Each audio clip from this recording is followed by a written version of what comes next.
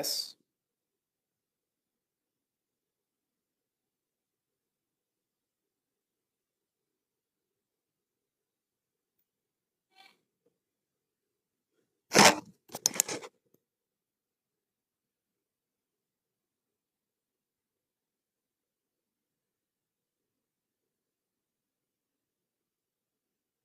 Cek sound.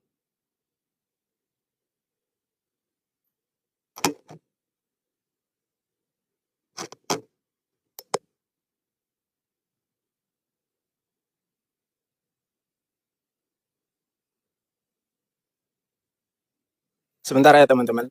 Aku setting mic dulu. Ada kedengaran suara kayak ini nggak? Kayak itu, kayak bising itu yang biasanya salurannya itu kresek-kresek itu ada nggak? Kalau jelas aku lanjutin.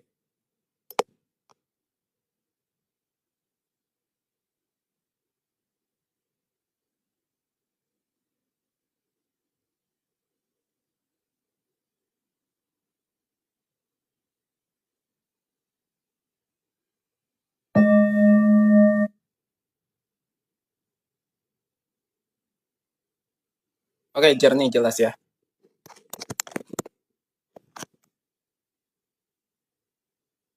Nah, sesuai dengan yang kita jelaskan kemarin, sebenarnya ini sebentar aja. Mungkin nggak sampai 30 menit. Jadi kita 10 menit pertama ya pengantar aja, lalu praktek meditasinya. Yang paling penting itu, ya kenapa meditasi itu harus ya, kayak wajib.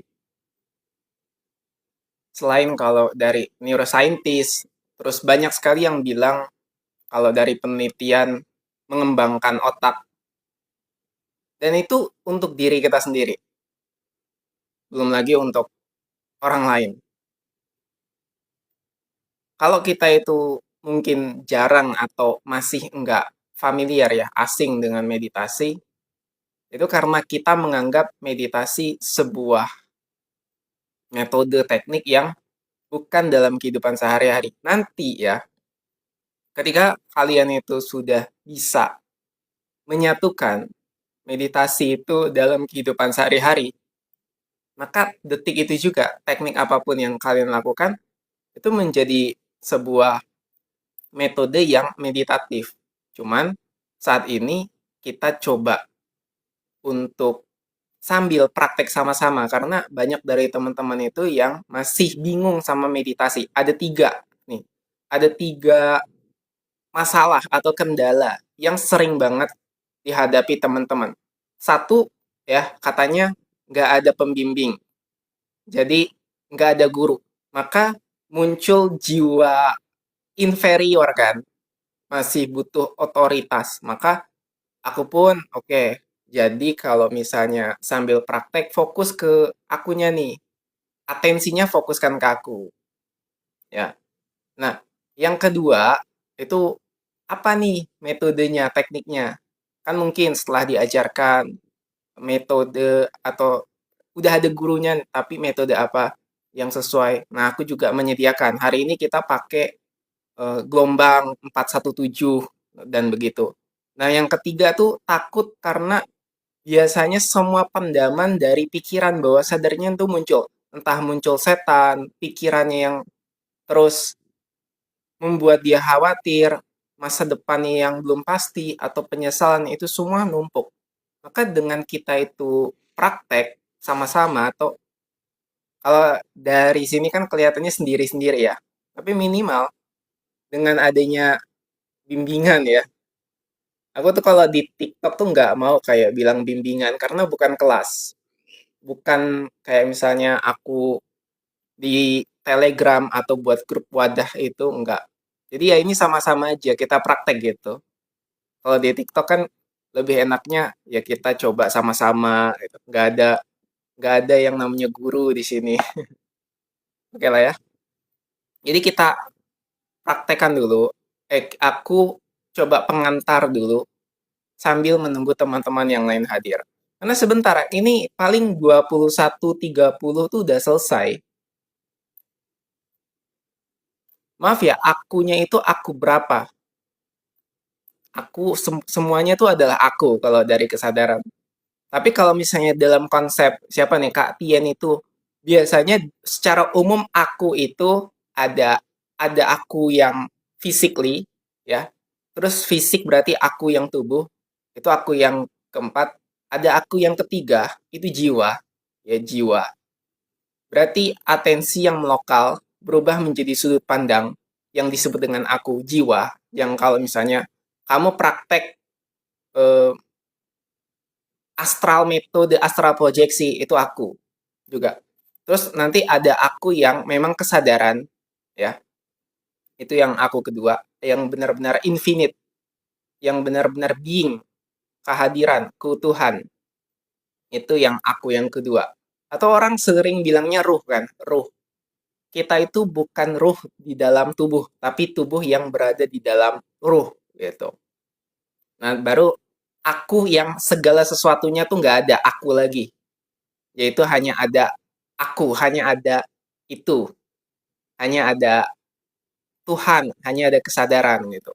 Nah, kalau kalau konteksnya begitu, mungkin bisa menjawab dari tadi Kak pertanyaan Kak Tien.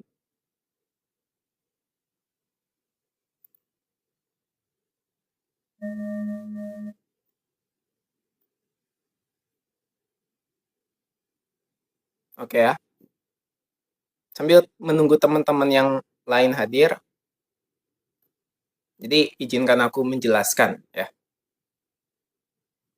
Apa sih yang paling membuat kita seolah-olah takut dalam kehidupan ini? Entah karena kita selalu berada dalam mode survive, bertahan hidup, ataupun jangan-jangan hanya sampai sekedar bahwa takut sekali dihina orang, takut sekali disakiti oleh orang. Entah apapun ketakutan dan kekhawatiran itu, semakin kita menolak, maka akan semakin satu pertama bisa kejadian. Kedua, justru pendaman itu akan semakin kuat untuk memunculkan sebuah realitas yang mirip-mirip polanya. Supaya gampang bermeditasi itu gimana, Kak? Sambil kita praktek, sambil kita menjawab, maka supaya gampang sadari setiap trauma, setiap dogma, drama yang terjadi dalam kehidupan kita itu. Karena biasanya yang paling susah untuk membuat kita meditasi, pertama salah paham tentang pikiran, tentang perasaan. Aku tuh pikiranku, aku perasaanku, melekat. Aku traumaku bahkan, aku keyakinanku. Nah, semua itu jadi menghambat kita yang sebenarnya kesejatian itu adalah yang ini, yang nggak bisa disebut itu. Yang minimal bisa dirasakan sensasinya, nuansanya itu. Tapi karena salah paham tadi, salah diri, salah identifikasi, jadinya susah karena melekat. Nah, ketika itu sudah selesai, udah clearing, udah sadar, itu gampang meditasi. Jadi, apa yang paling membuat kita takut tadi? Ya, karena itu semua alasannya, jawabannya itu berasal dari program. Yang itu wajar, kita disiapkan ya sebagai atensi yang sudah melokal ini. Kita jadi nama kita jadi hidup kita ini bergerak, hidup melalui tubuh. Apapun ini, cuman seiring berjalannya waktu, jika tidak disadari, tidak dikembangkan kesadarannya, maka stuck, terjebak. Itu yang bisa jadi masalah.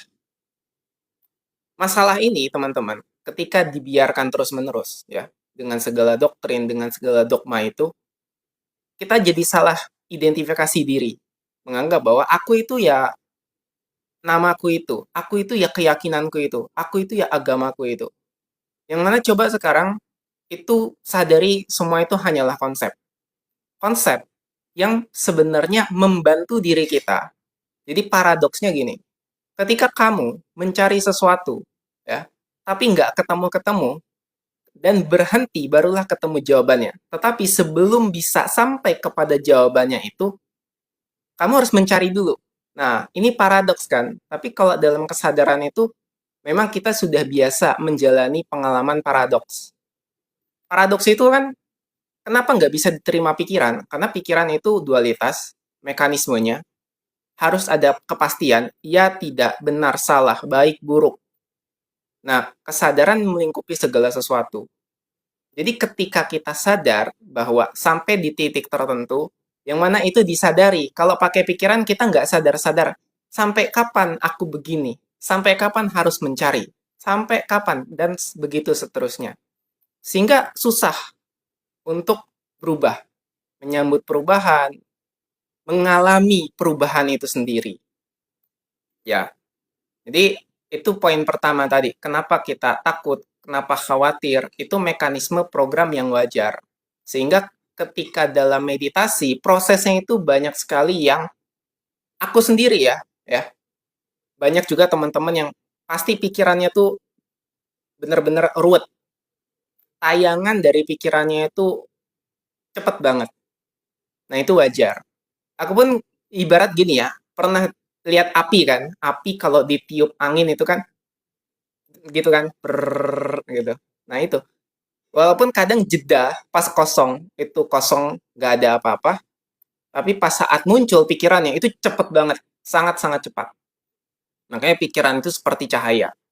Itu kalau kita dalam bahasa spiritual. Kemarin kita bahas ya, yang kultivasi, bedanya kecerdasan tubuh, meditasi untuk kecerdasan tubuh, dan meditasi cahaya. Atau yang pada umumnya meditasi itu lebih banyak menggunakan mental power, bukan kecerdasan tubuh. Sehingga mental power itu pakai pikiran, pakai manifestasi, pakai gelombang, itu kan semua hubungannya dengan cahaya.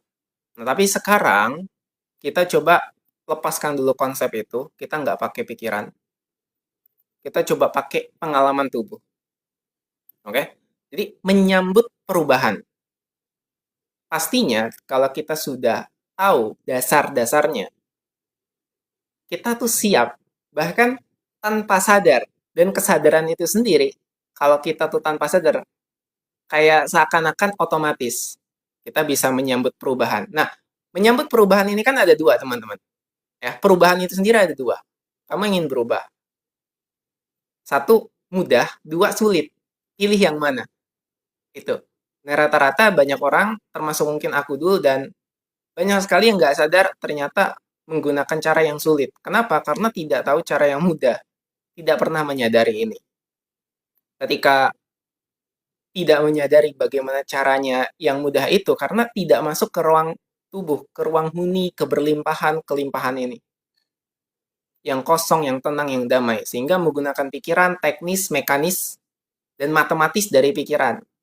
Usaha yang terus-menerus menjadi pola, dan bisa jadi konflik, bisa jadi pendaman, dan ujung-ujungnya, kalaupun berhasil oke, tapi itu menjadi pola berikutnya. Kalaupun gagal, itu jadi tambah dendam kan, jadi tambah gagal lagi. Jadi menyambut perubahan yang kita maksud dari meditasi adalah kita siap menyiapkan tubuh ini, wadahnya, untuk menerima. Nah, yang sulit itu menerimanya, bahwa kita itu sudah berlimpah, kita itu sudah sempurna, kita itu sudah kesadaran, kita udah itu semua. Tapi kenapa susah menerima? Ya karena tadi dogma, doktrin, ya kita ini bukan apa-apa. Dalam kesadaran bahasa bukan apa-apa, saking kita itu sudah keseluruhan, ya bukan apa-apa itu sendiri. Tapi beda ketika dimaknai pikiran. Kita bukan apa-apa tuh kayak nggak punya status, kayak nggak punya apa-apa. Yang lain dan sebagainya itu. Yang ujung-ujungnya merendahkan mental kita. Nah itu yang masalah di pikiran dan perasaan, ditambah lagi dipengaruhi oleh lingkungan. Yang memang menganggap bahwa, oh kamu ini harusnya punya ini, punya itu, punya uang, punya status, dan lain sebagainya. Itu nambah depresi lagi, nambah beban lagi. Kan nggak nyaman. Nah, ketika nggak nyaman rasanya itu ya dibiarkan lewat atau disadari. Oke, Bang Fadli Baikri, Waalaikumsalam. Oke ya. Nah, jadi tadi, mau pilih perubahan yang mudah atau yang sulit? Kalau yang mudah, ya kita tinggal kembali ke dalam, teknisnya ya kita sadari dan ikuti praktek pada malam hari ini dan seterusnya. Mungkin bagi yang belum hadir kemarin aku menyiapkan program, ini hari kedua, untuk meditasi selama 21 hari penuh. Ya, cuma 5 menit, sebentar banget. Nah, jadi aku ringkas dulu ya. Kenapa 5 menit? Itu sebentar. Karena ini bukan soal fokus. Meditasi itu bukan soal fokus. Mungkin ada yang bilang, aku lagi berisik di sini. Selama tubuhmu nggak diganggu ya, mungkin kalau ada anak kecil sampai dorong-dorong tubuhmu itu, selama nggak begitu, nggak ada masalah. Dan nggak berisik banget ya, nggak sampai ada yang bikin telingamu tuh pengang gitu ya. Itu nggak ada masalah. Karena ini bukan soal fokus, ini soal membiarkan apapun yang ada. Nanti ya, ketika kamu sudah terbiasa, pertama mulai muncul sensasi. Oh, sensasinya begini ya, masuk ke ruang yang lebih dalam. Masuk ke dalam tempat, ruang, apapun itu yang kamu bisa alami sendiri. Setelah itu, nanti nggak ada lagi sensasi. Hanya ada ruang yang memunculkan tayangan, fenomena, sensasi, perasaan, dan pikiran itu. Kamu sadar, oh ternyata hanya ada yang muncul dan tenggelamnya itu. Tapi pertama, sebelum bisa ke situ, paling pertama sensasi. Oh, begini sensasinya, rasanya meditasi. Bang, saya mau bertanya saat meditasi kenapa aku seperti terbang ya? Nggak apa-apa. Itu kan sensasi tadi, seperti yang aku bilang. Disadari aja, dibiarkan apa adanya, dibiarkan lewat. Enak nggak rasanya? Yang penting tuh enak. Kalau nggak enak kan nggak mungkin dilakukan. Ketika kamu misalnya terbang, itu kan semua adalah simulasi dari program mentalmu sendiri, nggak ada masalah. Dan ada juga yang muncul ketakutan. Nah, ketakutannya disadari, bukan membuatmu berhenti.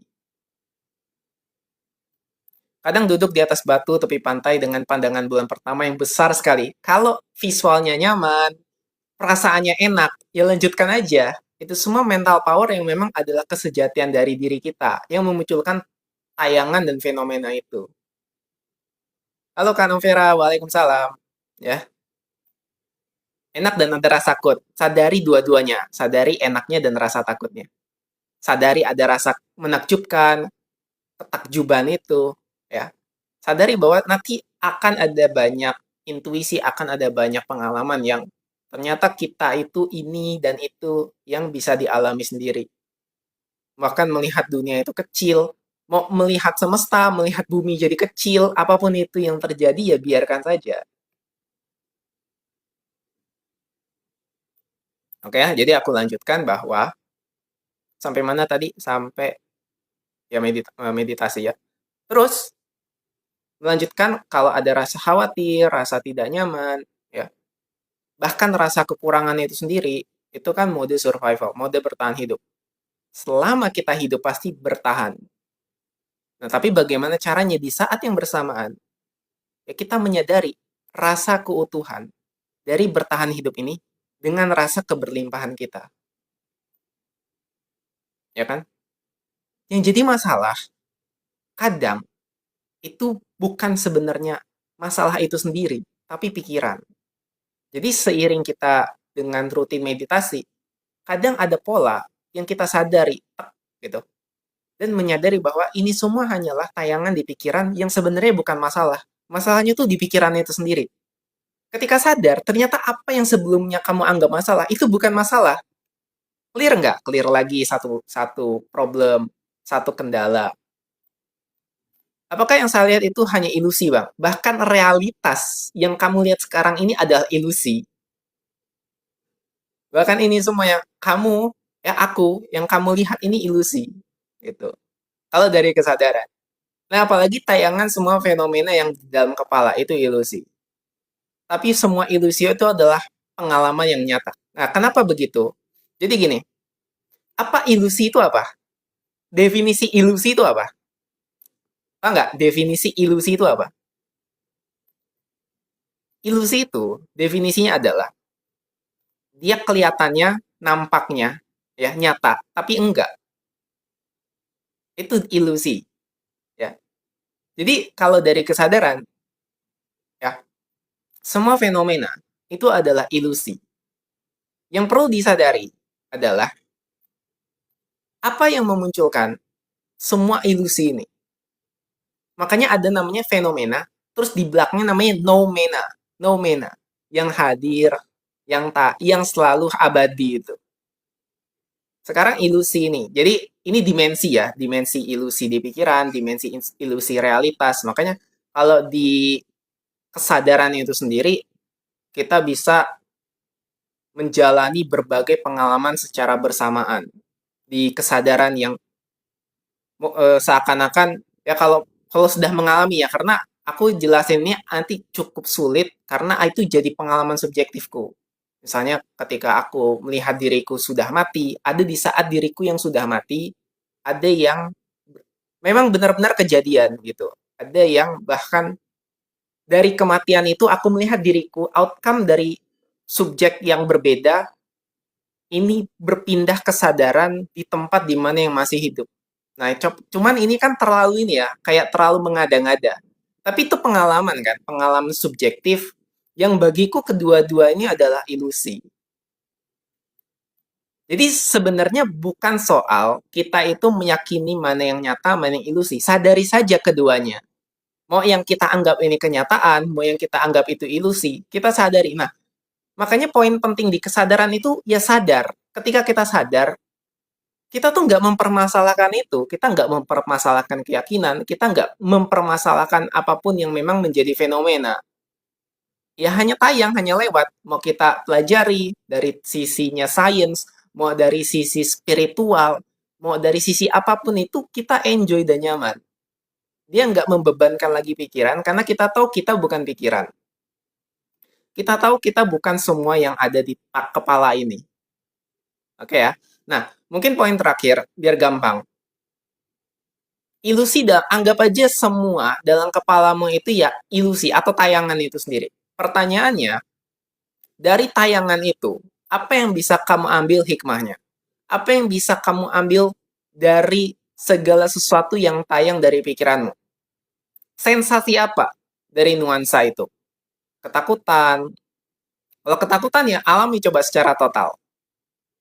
Pengalaman cinta, sadari bahwa semua itu hanyalah cinta yang terselubungi oleh segala sensasi. Jadi, padahal semua sensasi yang kamu rasakan itu awalnya cinta. Jadi kalau di kesadaran tuh ya cinta itu ya Tuhan, cinta itu ya kesadaran itu semua.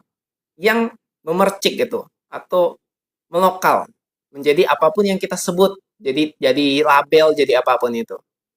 Jadi sehingga ya kalau kita tahu aslinya itu, ya udah enjoy aja, jalani aja. Masalahnya, semakin kita bingung, semakin kita ribet dengan pikiran, semakin kita tadi ya mencari jawabannya. Ini masalahnya, pikiran itu tidak bisa melampaui kesadaran. Jadi dia hanya akan berputar-putar di situ, menambah masalah dan mencari jawaban dari masalah yang dibuat dari pikiran itu. Oke ya, ini bukan soal teknis, matematis, dan sains. Kalau kamu mau belajar sains, itu pasti ketemu jawabannya dengan pikiran, karena teknisnya di situ. Pikiran itu untuk menjawab mekanis, matematis, dan teknis. Itu sains, itu matematika, itu semua yang setelah bisa kita alami sebagai sains. Tapi bagaimana ada banyak orang yang ingin menjawab soal kesadaran, ketuhanan, lewat pikiran, itu masalah. Makanya nggak kejawab-jawab tuh. Karena nggak sadar bahwa pikiran itu yang memang ingin mengendalikan, ingin pengetahuan, ingin diakui, ingin pengakuan, tapi nggak menyadari itu. Kenapa? Karena dia tidak sadar dia bukan pikiran. Tapi nganggap dia adalah pikiran. Jadi banyak orang yang terjebak pada label itu, terjebak pada sebuah pemikiran bahwa aku yang benar, yang lain salah, dan begitu. Dan ingat bahwa apapun yang aku sekarang jelaskan juga adalah konsep, bukan kebenaran mutlak. Jadi ini cuma konsep, segala sesuatu yang kujelaskan cuma konsep, nanti kamu ambil kesadaran dari semua konsep yang telah dijabarkan, yang telah dijelaskan ini. Itulah sesederhana itu kesadaran. Nggak perlu ada kayak, kamu percaya ini, nggak perlu. Karena biar gimana pun, seluruh daripada informasi ketika orang nggak siap, ya kesadarannya nggak sampai, ya nggak akan jadi. Contoh, ada kalimat kan, pepatah yang guru akan muncul, guru akan hadir ketika muridnya pada siap. Itu juga sebenarnya sebuah kalimat, pernyataan yang bisa diterapkan ketika pemimpin yang hebat, pemimpin yang baik, itu akan muncul ketika rakyatnya siap. Makanya, jangan sampai menyalahkan keadaan di suatu negara yang penuh dengan korupsi, penuh dengan banyak hal itu, ya karena apa? Kenapa banyak pemimpin, pejabat yang begini dan begitu? Karena memang itu cerminan aja. Karena kurang banyak kesadaran kolektif yang bisa memunculkan sebuah anomali. Jadi kalau misalnya ada orang yang baik disebut oknum, dan begitu, dan lain sebagainya, itu kan anomali. Ya tinggal diperbanyak saja kesadaran kolektifnya. Aku malah jadi bicara materi. Jadi ingat, kita kembali lagi, keyakinan kadang, keyakinan itu akan menimbulkan getaran vibrasi yang negatif. Kalau keyakinan yang berdasarkan dari dogma dan doktrin yang tidak disadari. Sehingga dengan kita meditasi, kita kembali lagi ke getaran yang selaras. Berarti kesadaran menular. Iya, kesadaran itu menular. Dan kenapa? Karena kesadaran dari pikiran itu sendiri. Pikiran itu penerima dan pemancar. Maka selain daripada kita memancarkan ke orang lain, itu memancar ke diri sendiri. Bayangin kalau, gini lah contohnya. Bayangin kan, banyak orang DGJ, banyak orang stres, banyak orang depresi. Kenapa? Ya karena nggak memahami kesadaran itu. Pakai pikiran. Atau nggak usah sampai depresi, stres saja. Kenapa orang bisa stres? Kenapa orang bisa sampai berkelakuan yang ter, ini ya, terlepas dari apapun kondisi yang sedang dia alami, bahkan sampai nggak punya uang, sampai mungkin tinggal di jalanan. Aku ulangi coba ya, mungkin nge-lag. Jadi, pikiran itu pemancar dan sekaligus penerima, receiver. Makanya kesadaran itu menular karena semakin banyak orang yang sadar itu mengeluarkan frekuensi, menjadi pemancar. Gitu. Nah, sekarang jawabannya berarti tahu kan kenapa negara, suatu negara tuh ya begini. Ya sudah, kalau misalnya dari aku pribadi ya sekarang bisa membantu sedikit demi sedikit punya klien, ya kan? Dan yang melakukan kegiatan ini salah satunya. Selain daripada membantu orang lain, yang paling penting siapa? Membantu diri sendiri. Aku membantu diriku untuk selalu present, untuk selalu stillness, untuk selalu transmission, untuk selalu alignment. Ya gitu-gitulah bahasanya kan. Intinya adalah ya sadar. Karena ketika kesadaran itu terus berkembang, maka otomatis dia akan, ya otomatis lah, otomatis begitu. Terakhir bahwa ya lupakan masalah. Sekarang kita mau praktek ya. Sebenarnya aku nggak mau lama-lama karena ini cukup praktek. Biar nggak masuk banyak materi, nanti jadi pusing kan. Kita nggak materi kok, kita nggak bahas materi. Kalau bahas materi itu banyak temannya. Lupakan masalah, apapun yang kamu anggap sebelumnya masalah, coba kita sadari bahwa itu hanya di pikiran. Oke? Sekarang, di saat ini, di detik ini, ketika kamu punya penyesalan, sekarang coba bayangin mungkin pikiran kamu, perasaan kamu, ya, menyesal dengan masa lalu, dengan semua pilihan yang telah terjadi. Mungkin kamu dulu pernah, eh, coba aku dulu niru atau ikut kata temanku nabung Bitcoin.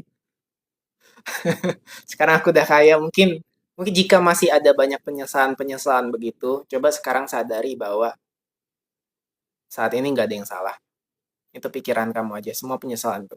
Di detik ini, sekarang, saat ini, kamu berada di tempat yang tepat.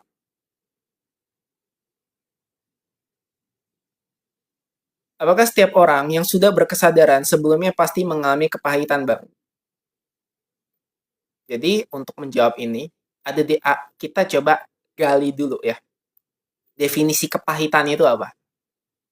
Karena begini, nih, ini paradoksnya nih.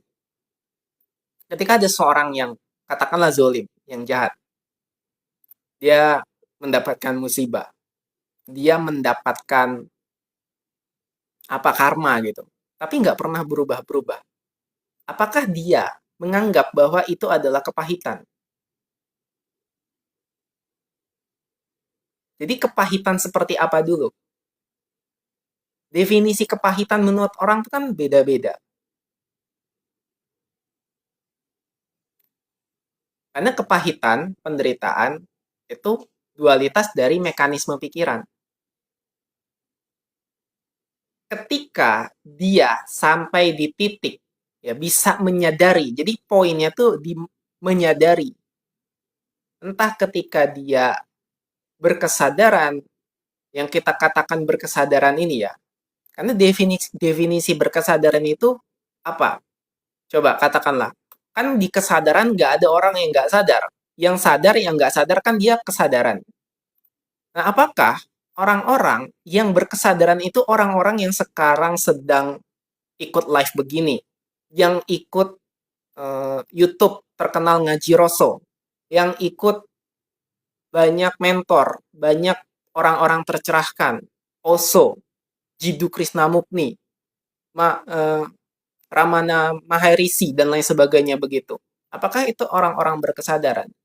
Lalu, apakah orang-orang yang tidak berkesadaran, katakanlah begitu, yang tinggal di negara maju, yang dia nggak tahu apa namanya kesadaran, yang dia nggak tahu ilmunya, tapi dia ketika ada orang susah dibantu, ketika sistem negaranya itu ada sebuah perbaikan, mereka semua maju untuk mendukung itu, sampai akhirnya pengobatan gratis, biaya pendidikan gratis. Apakah itu bukan orang-orang yang berkesadaran? Itu ya, itu kalau dari satu dimensi. Tapi, jadi poin titiknya itu ya. Setiap orang itu pasti mengalami kepahitan. Karena itu pengalaman, nuansa daripada kesadaran. Di kesadaran semuanya udah terjadi. Sudah terjadi semua ini. Maksudnya sudah terjadi apa? Jadi segala sesuatu, dari yang buruk sampai yang baik itu udah ada. Oke? Nah, jawaban untuk tentang berkesadaran, mengalami kepahitan, itu di state of being. Namanya state of being. State of being panjang nih, nanti belajar tentang reinkarnasi, tentang karma.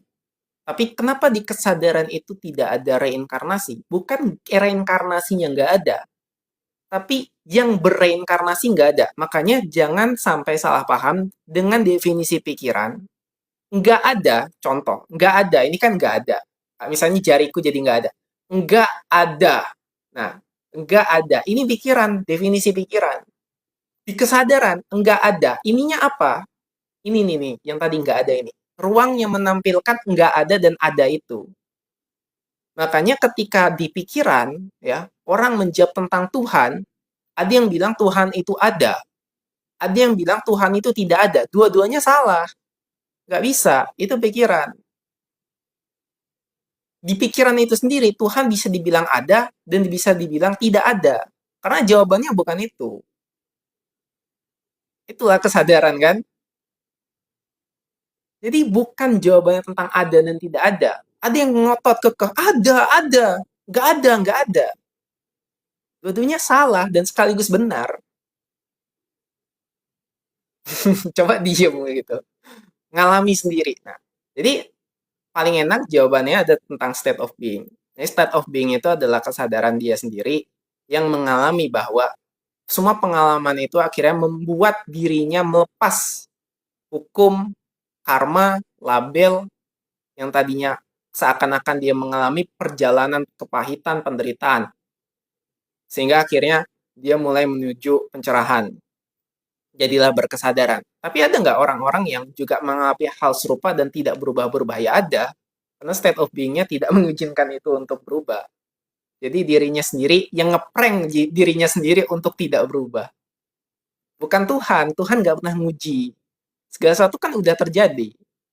Kalau dari state of being tuh, bukan Tuhan yang ngeprank gitu, bukan. Itu dirinya sendiri. Diri yang mana? Diri yang sejati, diri yang disebut dengan infinite being. Ya jadi materi kan. Oke lah, kita lanjut aja ya. Jadi kumpulin semua masalahmu di pikiran ini, karena kita akan praktek dalam 21 hari ke depan. Sekarang hari kedua kan. Dan ini cuma sebentar, 5 menit aja. Sangat sebentar. Dan kita akan hari ini di frekuensi 417 ya, untuk namanya meremove atau mengclearing apa yang menjadi beban di pikiran, perasaan, dan tubuh. Oke, aku berikan waktu 2 menit mungkin bagi yang ingin ke belakang silahkan ke belakang dulu ya. Santai, jadi biar nggak ada hambatan tiba-tiba nanti kebelet.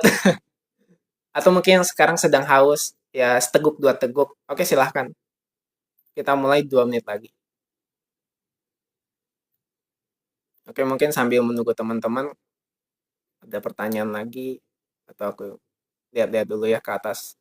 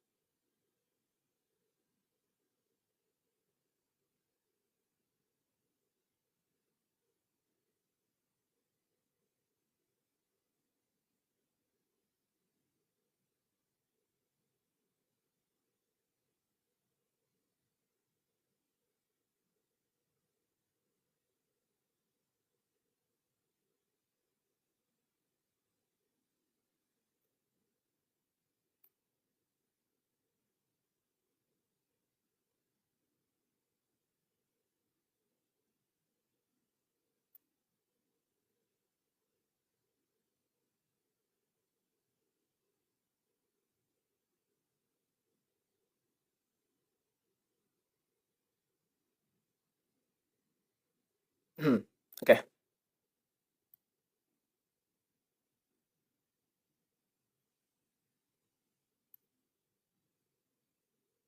oke, kita mulai ya. Bebaskan dan lepaskan diri dari semua belenggu. Gak perlu Gak perlu mikirin apapun, cukup fokus atensinya kepada diriku. Fokus tuh dalam artian, ya biarkan, izinkan aku hadir dan membimbing pada hari ini, pada malam ini. Jadi fokus hanya diri sendiri, kita mulai meditasinya, mulai dengan tutup mata, sekarang.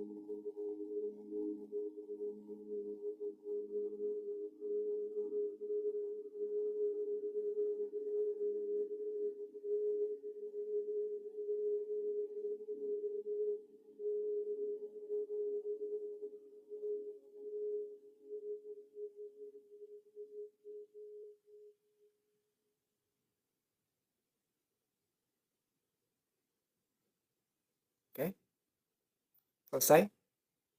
Boleh buka matanya. Nggak kerasa kan?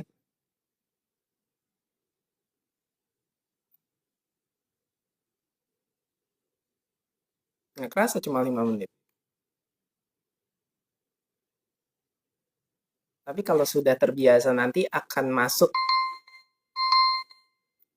langsung masuk ke gelombang. Itu akan mengalami setiap frekuensi yang turun lebih dalam gitu. Terus stay di sana. Nah, dapetin jedanya aja itu udah cukup. Itu udah sakti lah gitu. Tinggal gimana caranya di kehidupan sehari-hari ya stay di situ. Saat mengalami apapun yang tayang, lagi kerja, lagi belajar, lagi belanja,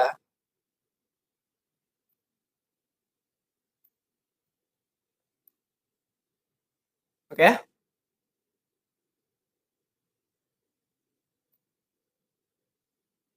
Jadi nanti teman-teman ya ada yang ngobrolin lagi tentang ini di KDV bukan ya?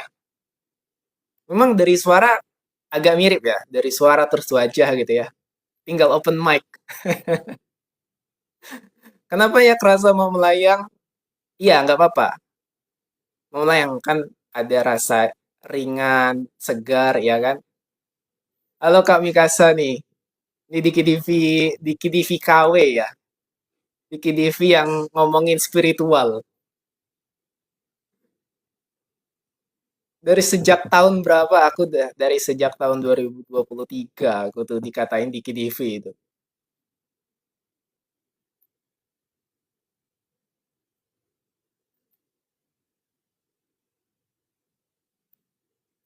Nah, jadi coba sekarang ditulis ya. Apa keresahan selama ini? Terus apa yang ingin kamu ubah? Misalnya mungkin keberlimpahan kebahagiaan yang kadang saat ini sulit untuk dirasakan atau diraih. Sehingga ketika nanti program ini telah selesai ya dalam 19 hari berikutnya, nanti coba tulis lagi, oh ternyata yang aku rasakan ini.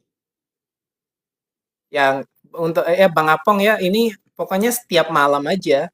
Kalau misalnya nggak sempet ya, nggak sempet ya coba aja. Nggak sempet ikut live ini kan, coba kadang sempet cukup 5 menit aja. Masuk, dan kalau misalnya susah, coba fokus atensinya inget ke aku ini, inget. Ya, jadi gitu. Untuk awal-awal begitu jadi. Sebelum nanti akhirnya mengalami diri. Jadi ya aku di sini sebagai fasilitas saja tiap malam sampai 21 hari berikutnya dan coba rasain perubahan apa.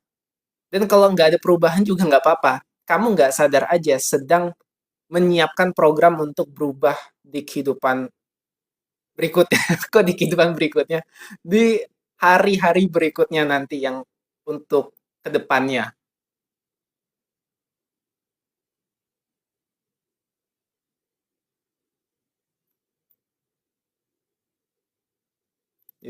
Jadi seger ya.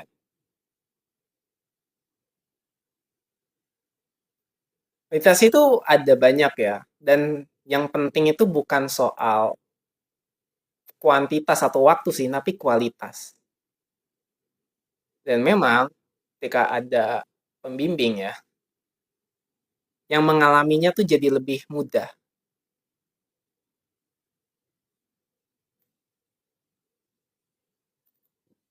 Mungkin kita akhiri jam 10 ya.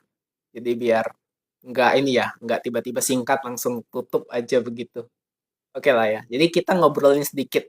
Coba, apa efek meditasi? Waras. Sebenarnya tuh biar waras. Kalau misalnya efek paling kasarnya itu waras. Kita sadar, kita aware, conscious, waras. Kenapa kayaknya dunia ini semakin gila? Ya, pernah kepikiran begitu?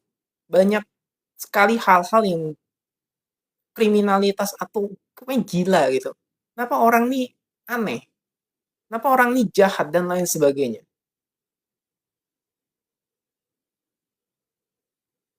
Ya, karena nggak pernah kembali ke dalam, nggak pernah tahu apa dirinya ini, dalam dirinya ini, dalam batinnya itu. Dan, nah, ini masalahnya adalah ketika ya disangka bahwa spiritualitas itu terus disamakan dengan agama, itu bahaya. Itu pada label. Spiritual itu tentang pengalaman, tentang rasa, perjalanan batin. Tapi yang jadi masalah kan di anggapan orang ini banyak sekali yang menganggap spiritual itu tuh guru.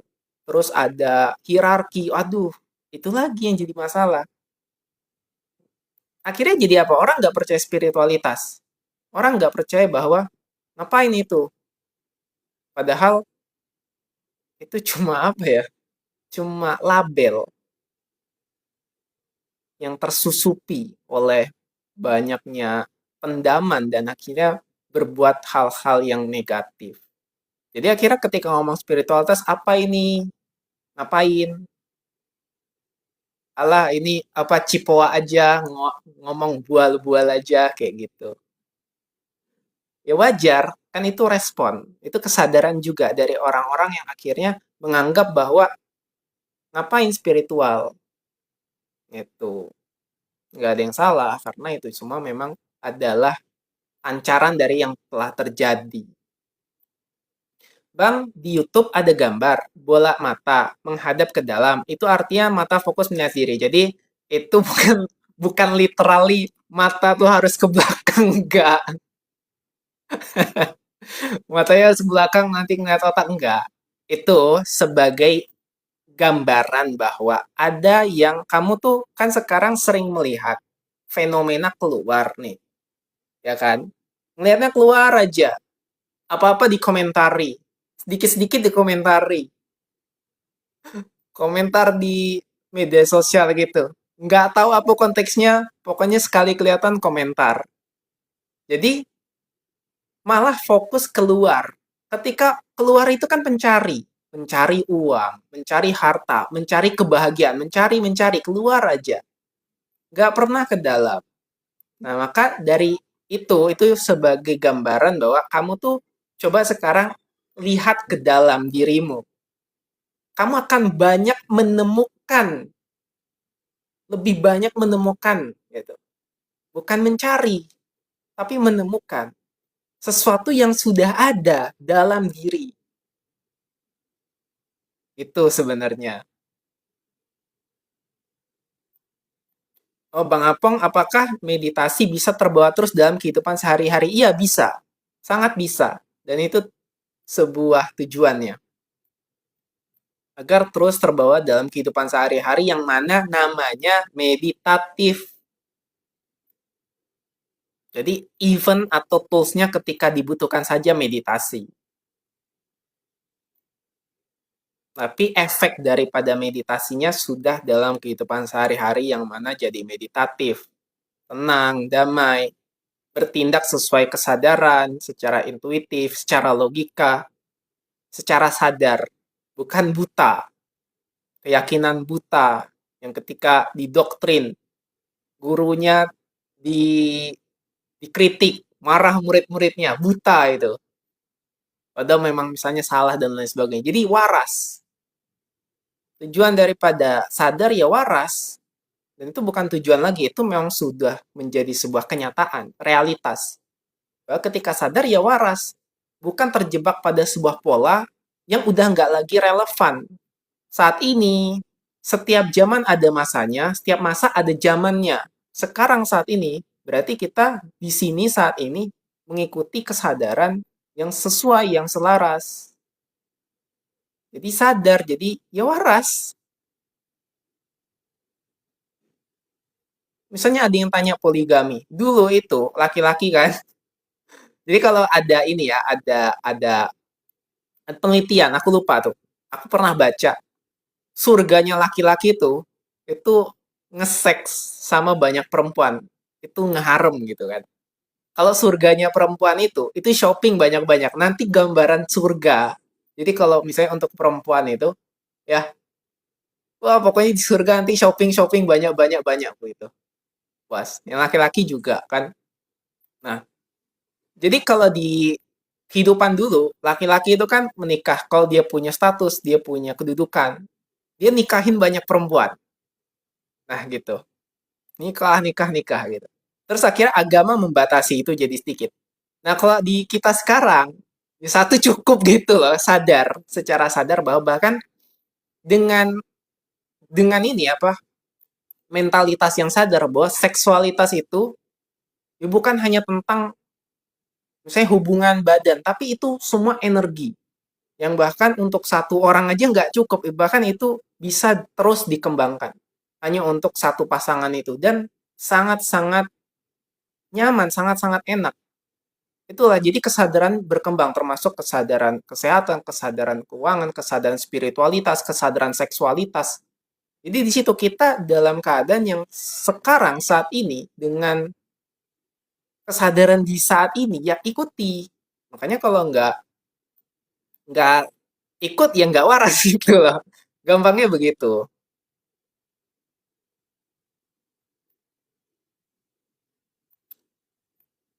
Apa yang disebut jeda itu, Bang? Oke ya, Bang Putra Jagat nih pertanyaan yang bagus banget sebenarnya. Apa yang disebut jeda itu, Bang? Aku sebenarnya nggak bisa jawab ini secara gampang, nggak bisa secara ringkas nih. Intinya gini, Bang kalau ngalami meditasi ya, meditasi itu kan pasti adanya naik, nih napas nih, kerasa kan, terus turun, ya kan? Nah, nanti ini bukan soal kamu sengaja, enggak. Jangan dibuat-buat kayak terus ada jedanya. Enggak, bukan jeda begitu. Alami, natural, sampai kamu melupakan nafas, tapi kamu sadar sedang bernafas. Ketika sudah bernafas tadi, ada titik di mana seakan-akan ruangmu ini, apa kesadaranmu ini, totalitas merasakan titik itu,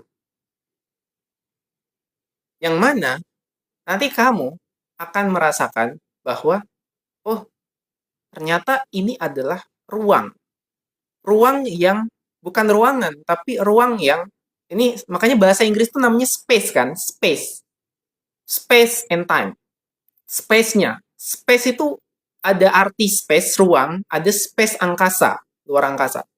Nah, kalau di bahasa Indonesia ya ruang. Ruang yang memunculkan semua tayangan, semua fenomena, ruang yang sama di ruangan kita ini, yang ada di luar rumah dan yang ada di angkasa ini.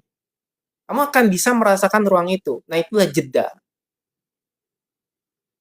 Dan ketika sudah merasakan jeda itu, ya, oh ternyata ini toh kelimpahan, ini keberlimpahan, ini kedamaian, ini keselarasan, inilah cinta itu sendiri. Yang mana kebahagiaan itu hakikat ya, hakiki yang selama ini mungkin ketika mencari-cari kebahagiaan, oh ternyata rasanya nggak begini. Ini bukan rasa lagi, ini bukan nuansa lagi, tapi sudah jadi pengalaman kesadaran itu sendiri. Gimana ya jelasinnya? Susah kan? Tapi intinya ketika sudah mengalami ini, nggak ada alasan lagi nggak bahagia. Nggak mungkin, nggak bahagia itu nggak mungkin. Sangat tidak mungkin. Tapi ketika melarut pada sebuah masalah, kamu bisa merasakan total apa yang kamu alami. Mau sedih, menderita, bahagia. Itu total kamu bisa mengalaminya pada saat larut. Tapi ketika selesai, kamu kembali ke keadaan state yang alamimu, yang keberlimpahan, yang kedamaian itu. Yang rasanya itu lebih daripada bahagia, lebih. Itulah penjelasannya. Jadi memang bukan dengan kata-kata. Kalau aku sih boleh bilang coba praktekkan, coba alami sendiri. Walaupun dalam meditasi pikiran ke sana kemari, iya, iya. Jadi pikiran ke sana kemari kan tayang lewat lalu lalang cepet banget kayak listrik kayak cahaya bet bet bet bet. Ya, jadi silahkan dipraktekkan. DM ya, DM. Oh, WA, kalau WA coba DM aku dulu. Oke Bang Apong, Bang Nando dari tahun berapa belajar kesadaran? Dari tahun 2017.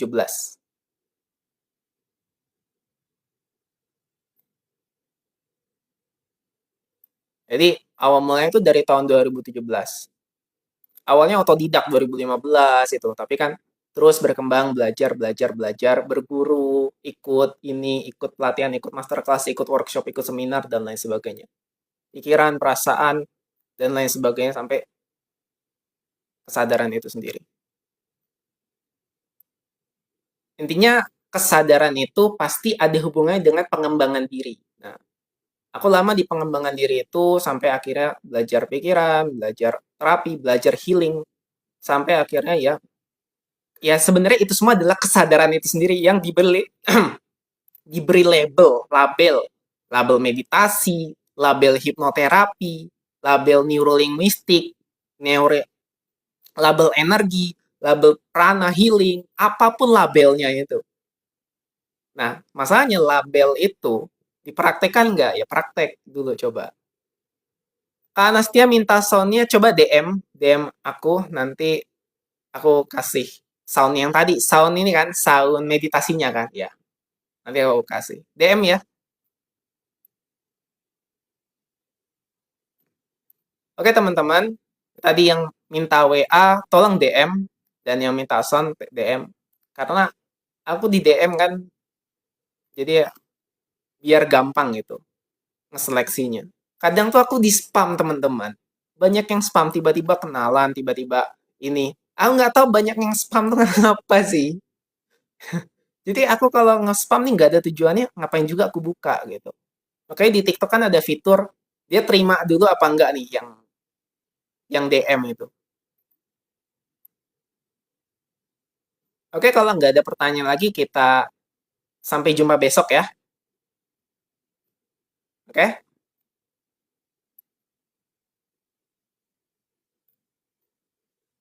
Sama-sama Bang Putra Jagat. Oke, aku tutup pada malam hari ini. Sampai jumpa besok. Terima kasih. Selamat malam.